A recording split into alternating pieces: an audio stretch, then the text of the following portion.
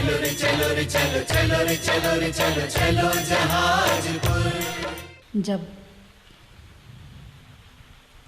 सम्यक दर्शन होता है तब 5 लब्धियां होती हैं। एक दिन मैंने बताया था क्षयोपशम लब्धि। सबसे पहले कर्म का क्षयोपशम जरूरी है। जब तक कर्म का क्षयोपशम नहीं होगा तब तक धर्म के भाव ही नहीं बनेंगे। जब तक कर्म की तीव्रता होती है तो सामने वाले को कितना भी समझाओ उसकी समझ में नहीं आता है। एक नहीं 10 प्रैक्टिकल हैं। एक संत थे, उन्होंने अपने शिष्य को बहुत पढ़ाया, बहुत लिखाया, बहुत आगे बढ़ाने की कोशिश करी और ये बताया कि आत्मा अलग है और शरीर। उसकी समझ में नहीं आई, नहीं आई, नहीं आई, नहीं आई। एक दिन वो किसी पेड़ के नीचे बैठा था और पेड़ के ऊपर तरफ देख रहा था। अचानक उसने देखा कि उसके देखते देखते एक पत्ता डाल से टूटा और नीचे गिरा और अचानक हवा चली तो हवा ने उठाया उस पत्ते को और यहाँ वहाँ फेंक दिया। अब वो चिल्लाने लगा, गुरुजी मुझे ज्ञान हो गया, गुरुजी मुझे ज्ञान हो गया। भाई क्या ज्ञान हो गया? शरीर अलग है, आत्मा अलग है।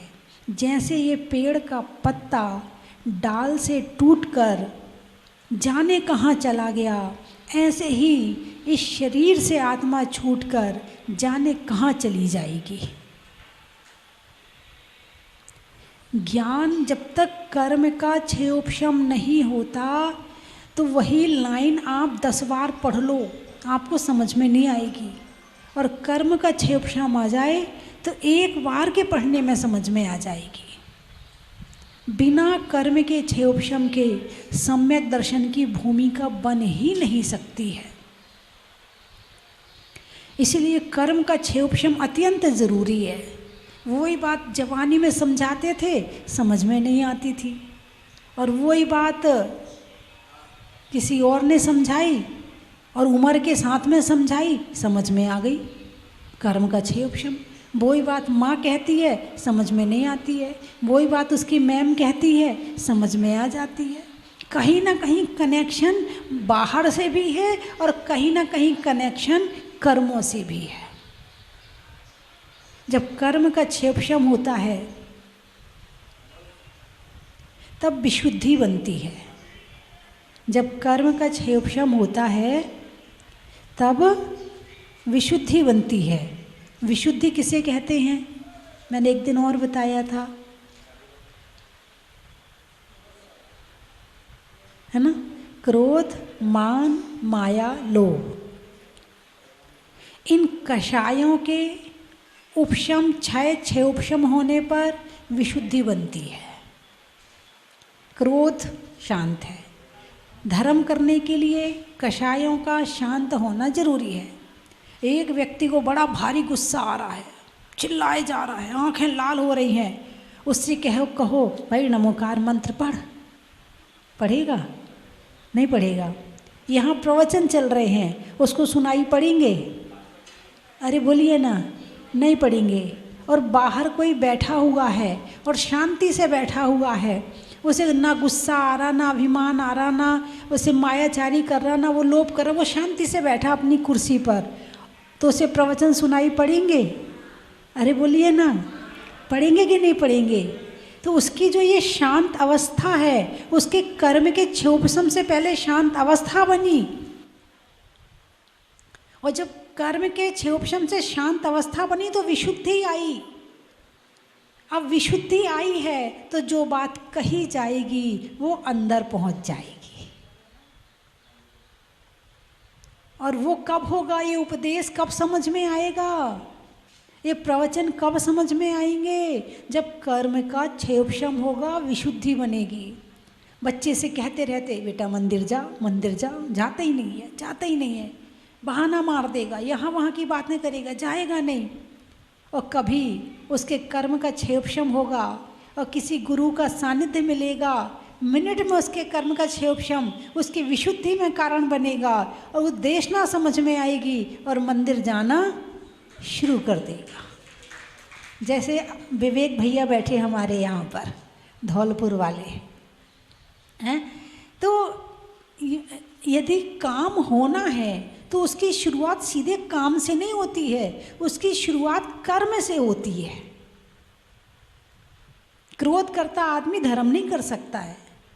मान कसाय में तना है, खूब सज धज के आया है, खूब सोना पहने हो, खूब सूट बूट पहने हो, हैं बढ़िया ब्यूटी पार्लर से अभी अभी निकल के आए हो, अभी अभी बाल बना के आए हो, खूब क्रीम पाउडर लगा के आए हो, अच्छे कपड़े पहन के आए हो, आप खुद को पकड़ लेना, खुद के भावों को पकड़ लेना, मंदिर में दर्शन में मन नहीं लगेगा। ऐसा लगेगा कोई मुझे देख तो ले। वहाँ देखने के भाव नहीं है, वहाँ दिखाने के भाव हैं। ये मान कषाय है।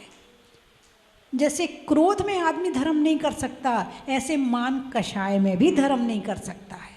और मान कषाय आती है तो उस मान कषाय की पूर्ति के लिए फिर मायाचारी करते हैं। करते कि नहीं करते? मान लो खूब महंगी वाली क्लिप आपने खरीदी है और पल्लू डालना जरूरी है, और महंगी वाली क्लिप है, तो फिर क्या होगा? अरे बोलिए ना, बार बार पल्लू गिरेगा, फिर दिखाने के लिए फिर ढांकोगे, फिर गिराओगे, फिर ढांकोगे। ये क्या है? मायाचारी। क्या है ये?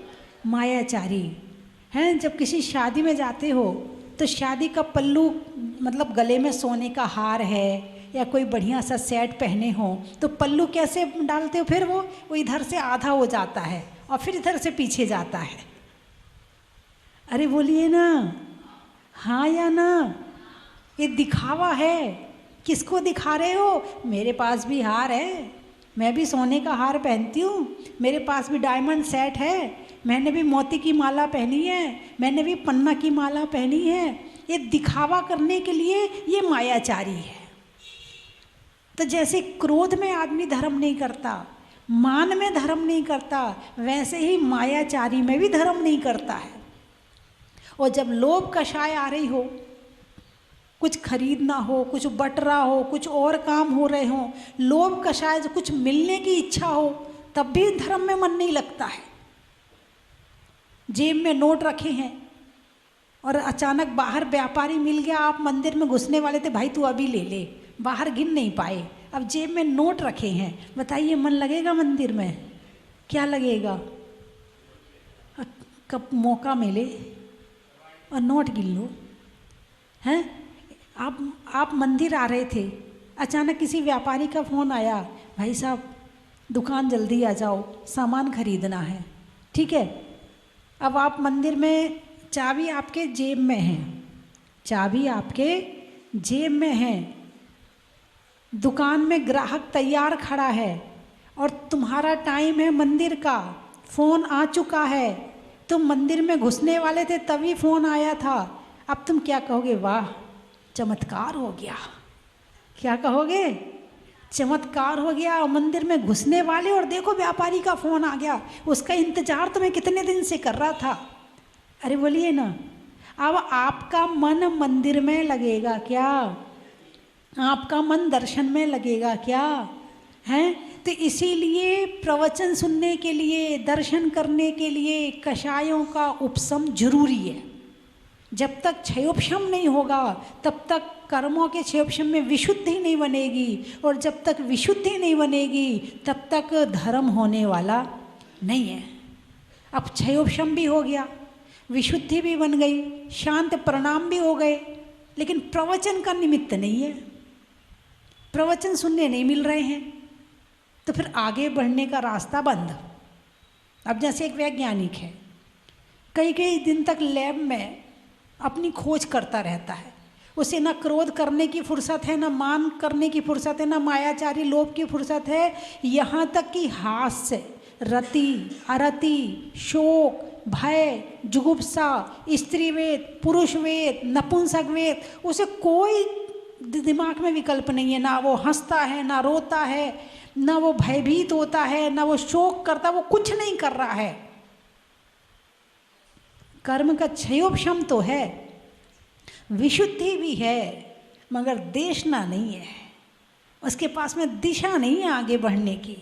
वो काम तो कर रहा है, लेकिन लैब में बैठा बैठा अपने खोज कर रहा है। किसकी? अणु बम की और परमाणु बम की खोज कर रहा है। बताइए वो पुण्य कर रहा है कि पाप कर रहा है? अरे बोलिए ना। वो ऐसा व्यक्ति जिसे गुस्सा भी नहीं आ रहा, जो मान कषाय भी नहीं कर रहा, जो वो पाप कर ही नहीं रहा है, लेकिन वो अणु बम की खोज कर रहा है, तो वो पुण्य कर रहा है या पाप कर रहा है? वो जो अणु बम बनाएगा उससे कितनों का घात होगा, कितनों की हत्या होगी, कितने जीव मारे जाएंगे, कितने जीवों का कष्ट होगा। उस बम बनाने वालों को दिवाली का टाइम आ रहा है। जितने ये बम बनाने वाले सब रौद्र ध्यानी है, और जितने ये चलाने वाले हैं, ये चलाने वाले भी उस पाप में शामिल हैं। अब आप कहोगे ये छोटा सा बम तो चलाया, इसमें क्या होता है? बोलिए ना, ऐसी भावना आ सकती है ना? कौन सी आवाज़ कौन कितना सहन कर सकता है, इस बात का ज्ञान होना ज़रूरी है। अभी आप देखना, आजकल के जो छोटे छोटे बच्चे आते हैं और कहीं स्पीकर चल रहा हो तो कान में उंगली डालते हैं। यदि आपने देखा हो तो कान में उंगली डालते, क्यों डालते हैं? उनसे ये आवाज़ सहन नहीं हो रही। बच्चा छोटा है, कान अभी कमज़ोर हैं, अभी परिपक्व नहीं हुए हैं, इसलिए उससे ये आवाज़ सहन नहीं हो रही है। अब ये बच्चा छोटा है, इससे छोटी चिड़िया है, कबूतर है, कौआ है, और बहुत सारे पशु हैं, बहुत सारे पक्षी हैं जो तुम्हारे उस बम की आवाज़ को सहन नहीं कर पाते हैं और डर जाते हैं, और डर करके भयभीत हो जाते कि क्या फट फट फट फट फट ये क्या हो रहा। तुम्हें तो खुशी हो रही है, मगर उन पशु पक्षियों से पूछो कि उन्हें कितना कष्ट हो रहा है। तो ये बम चलाने में पाप हुआ कि पुण्य हुआ? पाप हुआ। और पाप में खुशी मानना, पाप करने में खुशी मानना, ये रौद्र ध्यान का लक्षण है। और रौद्र ध्यान का फल क्या है? तो नरक रौद्र ध्यान का फल है। तो अब एक वैज्ञानिक भले ही वो कोई पाप नहीं कर रहा है, लेकिन उसके इस काम करने से कितने लोग, कितने जीवों की हत्या होगी, उसमें वो निमित्त बन रहा है, और उस कारण से उसे भी नरक जाना पड़ेगा। तो सम्यक दर्शन प्राप्त करने के लिए पंचेंद्री चाहिए। क्या चाहिए? सबसे पहले 5 इंद्री वाला हो। तुम्हारी कितनी इंद्रियां हैं? अरे बोलिए ना। पंचेंद्री, पंचेंद्री चाहिए। आपकी कितनी इंद्रियां हैं? स्पर्शन, रसना, घ्राण, चक्षु और कर्ण। मन है कि नहीं है? मन भी है। कौन सी पर्याय है? मनुष्य पर्याय है। आप सम्यक दर्शन प्राप्त कर सकते हैं। आपकी 5 इंद्रियां स्वस्थ हैं, आपका मन भी पूर्ण योग्य है, आँखें, कान, नाक सब योग्य है कि आप सम्यक दर्शन प्राप्त कर पाएँ। नारकी के पास कितनी इंद्रियां हैं? अरे बोलिए ना। नारकी कितनी इंद्रिय जीव है? देख लो एक बार। मनुष्य से बड़ा तो नहीं हो सकता ना, है तो मनुष्य से छोटे ही ना, तो उसकी कितनी इंद्रियां होंगी?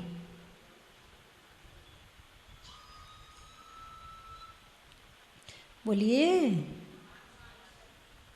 नार की भी पंचेंद्री है, उसके भी स्पर्शन, रसना, घ्राण, चक्षु, कर्ण और मन,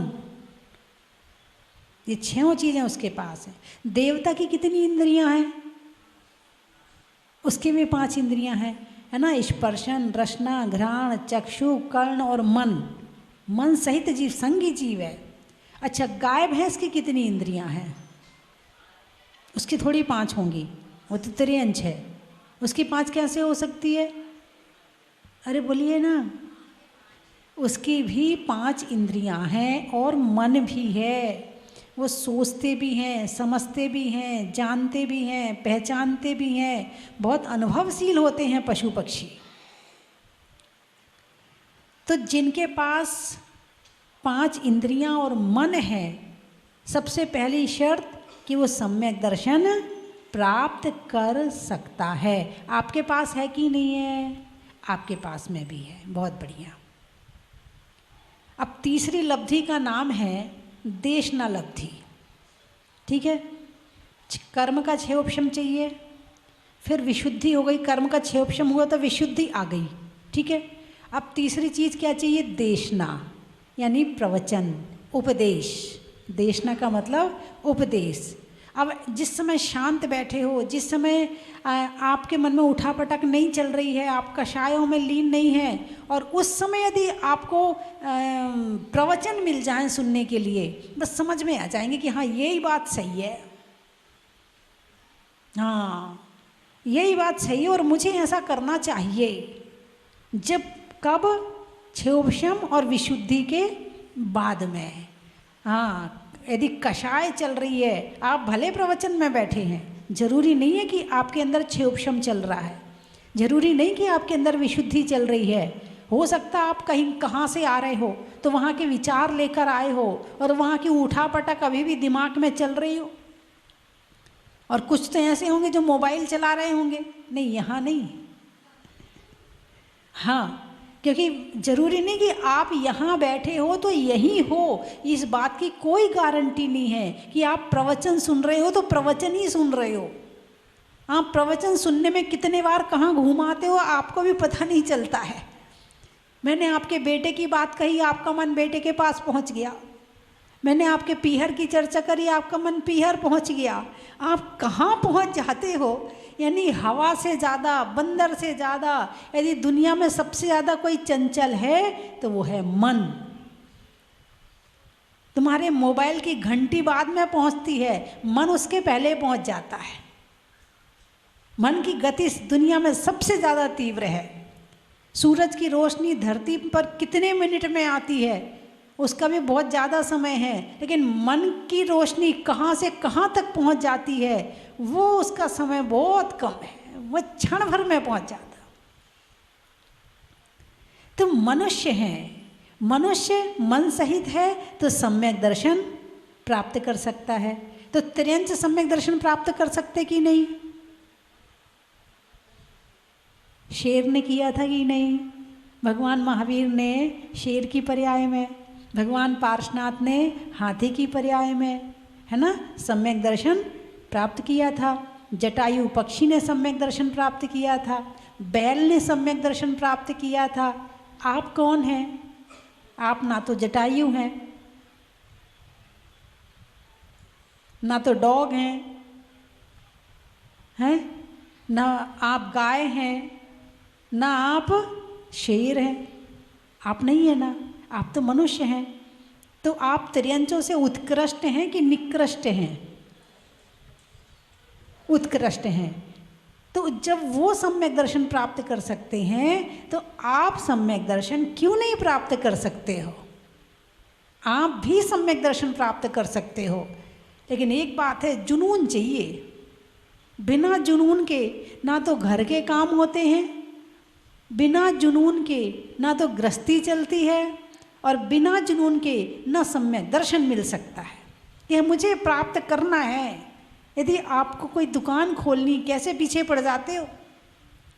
कैसे आप मन में सोते हो, उठते हो, बैठते हो, जागते हो, सोते हो, हर समय एक ही लक्ष्य है, एक ही दिमाग में बात घूम रही है, कहाँ से माल लाना है, कितना माल लाना है, दुकान कैसे चलानी है, गलती ना हो जाए, कहीं हिसाब में गड़बड़ ना हो जाए, ऐसा करना है, ऐसा करना है। कितना जुनून होता है जब व्यापार करते हो तो। जैसा पैसा कमाने का जुनून है ना, ऐसे सम्यक दर्शन प्राप्त करने का जुनून हो जाए तो पैसा तो अपने आप चला आएगा, पैसे की चिंता ना करो। सम्यक दर्शन आ गया तो संसार की संपत्ति उसके पीछे अपने आप चली आती है। सबसे पहले तो संपत्ति के प्रति टेंशन खत्म हो जाती है। संपत्ति आए और ना आए वो बात की बात है। जो संपत्ति के प्रति दुख, पीड़ा, टेंशन, परेशानी है वो खत्म हो जाती है। भाई आ गया तो ठीक, नहीं आया तो ठीक, सुखी पहले हो जाता है। जैसे सूरज बाद में आता है लेकिन उसका उजाला पहले आ जाता है, ऐसे सम्यक दर्शन बाद में आता है लेकिन उसके पहले ही आपके मन में अच्छे विचार आने शुरू हो जाते हैं। सबसे पहले क्षयोपशम होगा, विशुद्धि होगी, देशना मिलेगी तो ज्ञान होगा। अब ज्ञान हो गया तो चौथी लब्धि का नाम है कौन सी? प्रायोग लब्धि। क्या करना? अब प्रयोग करना है। अभी तक तो सुना सुना था, अभी तक तो देखा देखा था, अभी तक तो चर्चा चर्चा में था। अब प्रयोग करो। किसका? सम्यक दर्शन प्राप्त करने के उपायों का। जैसे घर में सामान है, प्रयोग करते हो कि नहीं करते हो? अरे बोलिए ना, करते हो ना? तो ऐसे ही अब किसका प्रयोग करना है? सम्यक दर्शन का। कहाँ होता, कैसे होता, कब होता, सब कुछ जान लिया है। जानने के बाद अब वैसे भावों को बनाना, वैसे विचारों को बनाना, और जो उसमें बाधा डालता है उन विचारों को खुद से दूर करना, उन विचारों से दूर रहना, उन विचारों को दूर करने की कोशिश करना और प्रयोग करना कि सम्यक दर्शन प्राप्त होना है, करना है, प्राप्त करना है मुझे। अभी हुआ नहीं है, अभी हुआ नहीं है। ये चौथी लब्धि तक तो कई बार पहुंच गई। क्षयोपशम लब्धि, विशुद्धि लब्धि, देशना लब्धि और प्रायोग लब्धि, इसमें तो हम कई बार पहुंच गए। लेकिन अंतिम है जो करण लब्धि, जिसका काम है मिथ्यात्व के टुकड़े करना, जिसका काम है मिथ्यात्व का पत्थर तोड़ना, उस लब्धि तक पहुंच गए तो समझना सम्यक दर्शन प्राप्त हो गया। चौथी पहुंचते पहुंचते लगता हाँ प्राप्त हो गया, अरे अभी नहीं हुआ है। जब सम्यक दर्शन प्राप्त होता है, जिस समय पर मिथ्यात्व के टुकड़े होते हैं, जिस समय मिथ्यात्व का पत्थर हटता है, उस समय जो विशुद्धि बनती है और जो अनुभूति बनती है उसे शब्दों में बयान नहीं कर सकते हैं। मिथ्यात्व एक पत्थर, उसके 3 टुकड़े होते हैं पहले। कौन कौन से? मिथ्यात्व, सम्यक मिथ्यात्व और सम्यक प्रकृति, ये 3 टुकड़े होते हैं। उसके बाद फिर इन तीनों टुकड़ों को भी अलग करो तो फिर क्षयिक सम्यक दर्शन प्राप्त होता है। क्षयोपशम सम्यक दर्शन तो कहीं ना कहीं अंश बना रहता है, बना तो है, भले नीचे बैठा है। उपशम में नीचे बैठ गया, क्षयोपशम में थोड़ा सा ऊपर आ गया और क्षयिक में अलग हो गया। तो क्षयिक तो प्राप्त करने के लिए किसी केवली श्रुत केवली का पादमूल चाहिए। वहाँ जाकर ही ऐसे भाव बन सकते हैं, ऐसी विशुद्धि बन सकती है कि क्षयिक सम्यक दर्शन की प्राप्ति हो। लेकिन जब तक क्षयिक नहीं हुआ है तो अभ्यास रूप में उपशम और क्षयोपशम, तो उपशम का काल अंतर मुहूर्त है, उसमें टिकते नहीं हैं, हुआ और छूट गया।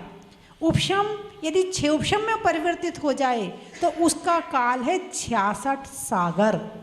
कितना काल है? 66 सागर, इतना काल है। जो 8 वर्ष शायद इसमें कम करते हैं कि 8 वर्ष के बाद सम्यक दर्शन प्राप्त होता है, इसलिए उसमें 8 वर्ष कम करते हैं। तो 66 सागर क्षयोपशम सम्यक दर्शन का काल है, जिसमें कषाय एक मिथ्या सम्यक प्रकृति का उदय रहता है और मिथ्यात्व, सम्यक मिथ्यात्व नीचे चला जाता है। अभी खत्म नहीं हुआ, अभी नीचे बैठा है। मिथ्यात्व के टुकड़े तो किए हैं, अभी हटाया नहीं है। टुकड़े तो कर दिए, उसे नीचे तो बिठा दिया, उसे दबा तो दिया है, मगर अभी खत्म नहीं किया है। और वो सम्यक दर्शन भी हो जाए तो आप अपने आप को दुनिया का सबसे बड़ा आदमी समझना, सबसे भाग्यवान समझना, सबसे सौभाग्यवान समझना कि तुम्हारे बराबर इस धरती पर कोई सौभाग्यशाली नहीं है यदि अंतिम करण लब्धि प्राप्त हो गई तो। अब हमें कैसे पता चले कि हमें करण लब्धि हुई या नहीं हुई?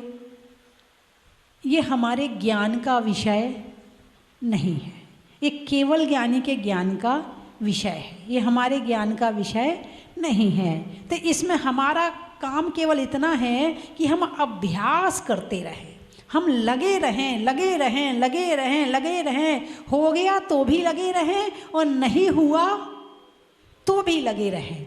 हमारा काम केवल लगने का है, हमारा काम केवल आचरण करने का है, अच्छे भाव बनाने का है, और बाकी तो फिर छोड़ दो ऊपर वाले के हाथ में।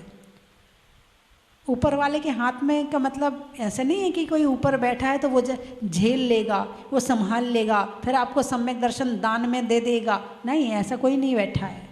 अब आप कहो कि भगवान जी हैं तो सही, भगवान जी नहीं दे सकते क्या सम्यक दर्शन? भगवान जी तुम्हारे सम्यक दर्शन प्राप्त करने में निमित्त बन सकते हैं, मगर तुम्हें सम्यक दर्शन दे नहीं सकते हैं। जैसे किसी को वकील बनना हो तो वकील बनने के लिए कोई वकील ये कहे तथास्तु, मैंने तुझे वकील बना दिया, अरे बोलिए ना, वकील बन जाएगा? नहीं। अच्छा सीए कहे तथास्तु, मैंने तुझे सीए बना दिया, बन जाएगा? नहीं। क्या करना पड़ेगा? पढ़ाई करनी पड़ेगी, मेहनत करनी पड़ेगी, है ना। फिर पढ़ने के बाद में फिर वो कुछ दिन के बाद उनके पास रहना पड़ता है। वकील, छोटे वकील को बड़े वकील के पास रहना पड़ता है डिग्री लेने के लिए, है ना। डॉक्टर को बड़े डॉक्टर के पास रहना पड़ता है डिग्री लेने के लिए। तो बड़ा डॉक्टर डिग्री देता नहीं है, वो तुम्हारे अंदर क्वालिटी पैदा करता है, तुमसे काम करवाता है, और जब वो क्वालिटी पैदा हो जाती है तब तुम्हें डिग्री मिलती है। तो हमारे भगवान जो हैं वो हमारे सम्यक दर्शन प्राप्त करने में निमित्त हैं। गुरु का उपदेश जो है सम्यक दर्शन प्राप्त करने में निमित्त है। भगवान की भक्ति सम्यक दर्शन प्राप्त करने में निमित्त है। स्वाध्याय और ज्ञान सम्यक दर्शन प्राप्त करने में निमित्त है। ये दान में नहीं मिलता है। दुनिया में कोई चीज़, धन का दान तो दिया जा सकता है, मगर ज्ञान अंदर से आता है। अब आप कहोगे माता जी आप ज्ञान दे रही तभी तो हमें आ रहा है। अरे आपके अंदर जो ज्ञान है ना, जैसे कि किसी जमीन में धन गड़ा है, जमीन में धन गड़ा है ना, और ऊपर की मिट्टी हटाई, धन निकल आया। समय हो गया, मैं 3 चीज़ें बोलूँगी, आपको कहना बड़ा ही महत्व है। आकर्षण का, भौतिकता में आकर्षण का और भगवान के दर्शन का, पर्वत पर झरने का, कर्म के करने का, अच्छे काम करने का और सम्यक दर्शन प्राप्त करने का, सतियों में अनंग सरा का, रहने के लिए धरा का और आने वालों में आगरा का, शास्त्रों में समय सार का, तीर्थों में गिरनार का और आने वालों में मुरार का। और कहाँ से आए? अच्छा, करेरा, सूर्यनगर, पानी में मगर का, चलने में डगर का और आने वालों में दिल्ली सूर्यनगर का।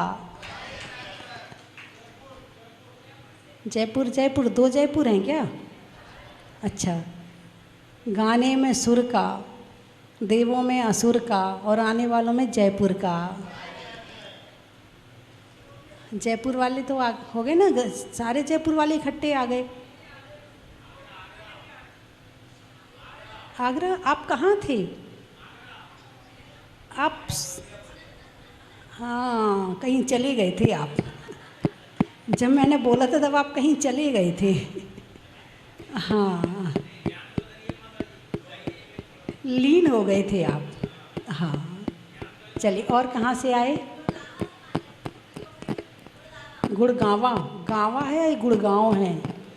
गांव है। अच्छा, करने में अच्छे स्वभाव का, मनुष्यों के प्रभाव का और आने वालों में गुड़गांव का। दिल्ली, त्रियंचों में बिल्ली का और किताब के ऊपर झिल्ली का और आने वालों में दिल्ली का। रंगों में हरा का, भोजन में बरा का और आने वालों में करेरा का। अम्मा जी कहाँ से? जॉबनेर। जंगल में शेर का, फलों में बेर का और आने वालों में जॉब नेर का। और झांसी, अच्छा, दान करने में राशि का, कप में बसी का और आने वालों में झांसी का। स्वर्ग में परी का, बैठने में दरी का और आने वालों में शिवपुरी का। हो गए सारे? बोलिए 24 भगवान की। गौरव गन्नी आर्य का स्वस्ति भूषण माता जी की जय। समस्त आर्य का संघ की जय। बंधुओं, सोनागिर सिद्ध क्षेत्र पर 17 बार भगवान का समोसरण आया। देश के प्रमुख तीर्थों में सोनागिर का नाम है और मुझे तो ऐसी जानकारी है कि सम्मेद शिखर का सोनागिर क्षेत्र, सम्मेद शिखर के बाद सोनागिर का नाम आता है।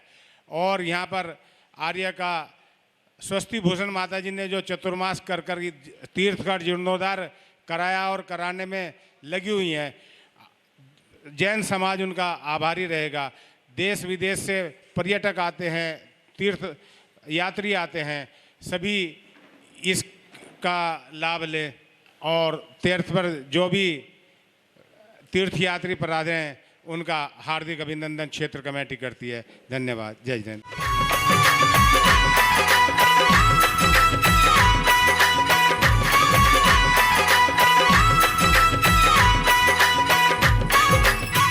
प्रेमी बंदियों को सादर जय जिनेन्द्र। परम पूज्य आचार्य भगवान विद्याभूषण सन्मति सागर जी महाराज एवं परम विदुषी लेखिका गणनी आर्यका रत्न 105 श्री स्वस्ति भूषण माता जी के अवतरण दिवस के उपलक्ष्य में जैन युवा संगठन ग्रेटर ग्वालियर मुरार के द्वारा एक श्याम गुरुओं के नाम कार्यक्रम का आयोजन किया गया है, जिसमें 48 दीपक में भव्य भक्तांबर पाठ एवं एक श्याम गुरुओं के नाम भजन संध्या, उसके उपरांत 1000 दीपकों से भव्य महाआरती का आयोजन किया जा रहा है। यह कार्यक्रम दिनांक 2 नवंबर 2023 दिन गुरुवार शाम 6 बजे से जैन धर्मशाला चिक सेंटर मुरार ग्वालियर में आयोजित किया जा रहा है। इस कार्यक्रम में विशेष रूप से भजन सम्राट श्री प्रसन्न कुमार जी जैन जबलपुर की द्वारा एक विशेष प्रस्तुति दी जाएगी। आप सभी धर्म प्रेमी बंधुओं गुरुओं के इस भव्य प्रोग्राम में उपस्थित होकर धर्म लाभ लेवें। आप सभी धर्म प्रेमी बंधुओं का जैन युवा संगठन ग्रेटर ग्वालियर हार्दिक स्वागत वंदन अभिनंदन करता है। धन्यवाद। जय जिनेन्द्र। हम लोगों को बहुत ही अच्छा लगा। कन्नौज से हम लोग बस लेके आए हैं। वो सब लोगों की बहुत ही भावना थी कि हमको जहाजपुर जाना है, जबकि हम लोग महावीर जी से आए, बहुत लंबा 8-10 घंटे लग गए हमको आने में, लेकिन हमारी कन्नौज में सभी लोगों की बहुत भावना थी। जहाजपुर वैसे भी लोगों ने कई बार दर्शन किए होंगे, लेकिन कई लोग ऐसे हैं जिन लोगों ने नहीं किए थे। आज उन लोगों को बहुत ही अच्छा लगा, बहुत ही आनंद की अनुभूति हुई सभी को। प्रभु से ये है कि हम हमेशा यहाँ पर बार बार अभिषेक का और शांति धारा का हमको मौका प्रदान होता रहे और हम आने वाले हमारे बची हुई ज़िंदगी में बार बार इस तीर्थ क्षेत्र पर आएँ, ऐसी भावना बहाते हैं। सभी बहनों से मेरी एक ये विनती है, सभी लोग रेस्टोरेंट और होटल वगैरह सब करते हैं, लेकिन है ये बस की भावना भी बहुत अच्छा दान है। किसी को यात्रा कराना, ये सब चीज़ों पे भी ध्यान दें, क्योंकि हर कोई घूमना और माता जी ने मुझसे पहली बार जब मैं इधर आई थी जहाजपुर, तो माता जी ने मुझसे बोला भी था अब कभी आना तो बस लेके आना। पता नहीं, मैं ये सौभाग्य कि मैं खुद भी नहीं बयान, हाँ माता जी का ही आशीर्वाद है कि मैं आज ये बस लेके आ पाई। और सबसे पहले मैं गई थी सबसे पहले वो क्या नाम है कंपिल जी, उसके बाद यहाँ स्टार्ट किया। अब मैं चाहती हूँ आगे भी ऐसे ही मैं करती रहूँ। जय जिनेन्द्र। यह पावन भूमि स्वस्ति भूमि, इसकी कण कण में मेरा आत्मा बसी हुई है। ऐसी पावन भूमि जहाँ माता जी ने एक संकल्प लिया था, जब तक मैं अपने मुन सुबितनाथ को इस बड़े जहाज मंदिर में जब तक विराजमान कर नहीं लूंगी, तब तक मैं चैन से भोजन भी नहीं करूंगी, आहार ग्रहण तभी उन्होंने मन से ग्रहण किया जब यहाँ उन पंच कल्याण बहुत बड़े रूप से उन्होंने करवाया, जिसमें सभी अपने भारतवासियों का बहुत बड़ा सहयोग रहा। ऐसी पावन स्वस्ति भूषण माता जी को मेरा बार बार बंदामी बंदामी बंदामी। सौभाग्यमल जैन केलवाड़ा। मैं 2008 से माताजी से संपर्क में हूँ। जब से राजस्थान में माताजी आए, केलवाड़ा के आए थे, 2 दिन हमारे वहाँ रुके थे। जब से मैं इनके संपर्क में हूँ, फिर 13 से तो और ज़्यादा संपर्क में आ गया। जय जिनेंद्र। मुझे बहुत अच्छा लग रहा है सब कुछ, मतलब ये इतना सुंदर मंदिर है और भगवान कितने सुंदर है। बोल मुंशीब्रनाथ भगवान की जय। ऐसा सुंदर और विशाल मंदिर और ऐसी सुंदर और आश्चर्यकारी प्रतिमा मैंने आज तक नहीं देखी। बहुत ही सुंदर प्रतिमा है यहाँ पर। मुझे यहाँ आकर बहुत ही अच्छा लगा और बहुत ही सुंदर प्रतिमा यहाँ पर है। सभी लोगों को जय जिनेंद्र।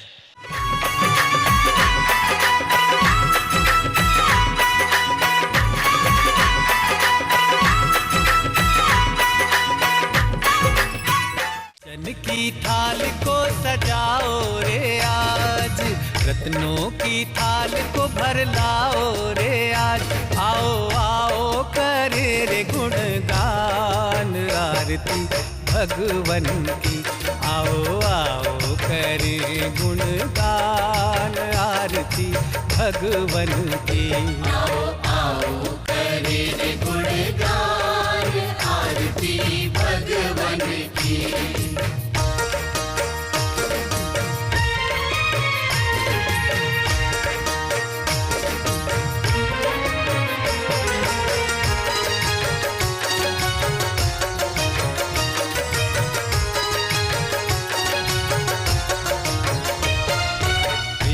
सुमित्र के राज दुलारे, माँ पद्मा जी के नैनों के तारे। पिता सुमित्र के राज दुलारे। अपने इस मानव भव को सफल बनाने का आपके जीवन में आया है अभूतपूर्व अवसर। स्वस्ति धाम प्रणेत्री परम विदुषी लेखिका भारत गौरव आर्यका श्री स्वस्ति भूषण माताजी की पावन प्रेरणा एवं मंगल आशीर्वाद से मध्य प्रदेश की धन्य धरा पर स्थित सिद्ध क्षेत्र सोनागिर के पवित्र पर्वत पर बन रहा है भव्याति भव्य सहस्त्रकूट जिनालय।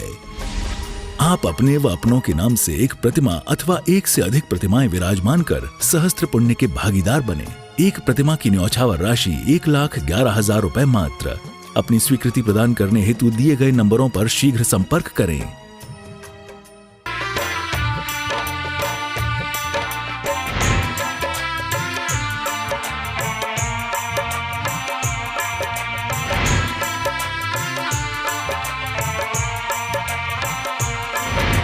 चलो रे चलो रे चलो चलो रे चलो रे चलो चलो जहाजपुर।